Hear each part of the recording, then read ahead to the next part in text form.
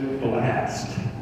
You would love this experience. We all wish we could bring it back with us.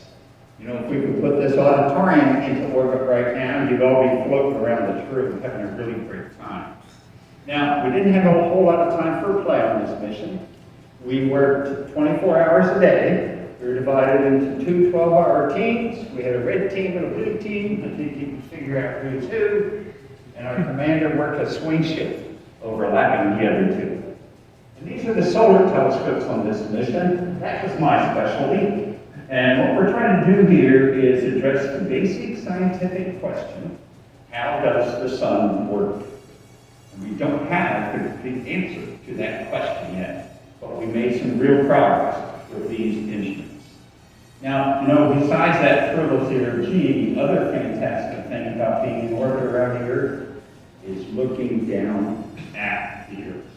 Understand things by changing their temperature, making them hotter or cooler, or changing their pressure higher or lower. Now, for the first time, we have a laboratory where we can effectively change gravity to see what happens. And you know, pharmaceutical companies have actually done research on board the space station, and based on their results, they've actually developed some new medicines that are now on the market for us here on Earth. Space agencies, the Japanese space agency, and the Canadian space agency. All of them have contributed parts to build this space station, and all of them have had their crew members on board over the years. Now, we have a crew of 7 on board the space station, and you go up for a 6-month tour of duty.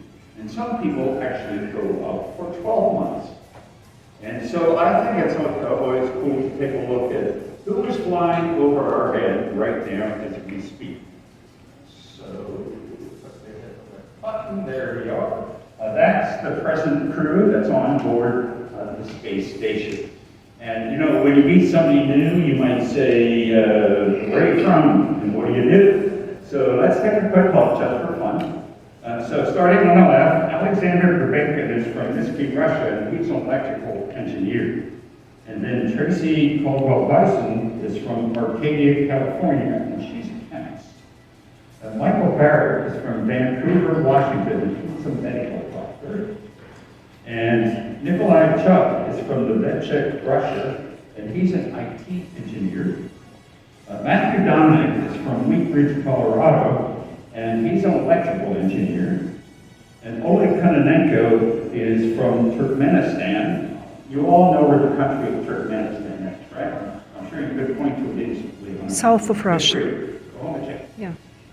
And Oleg is a mechanical engineer. And finally, Jeanette Eck is from Syracuse, New York, and she's a Ph.D. aerospace engineer.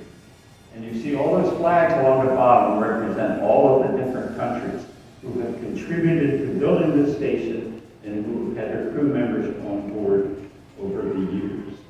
And I took a picture of the 7 of them on orbit here now. There they are. Not as expensive as you think it is.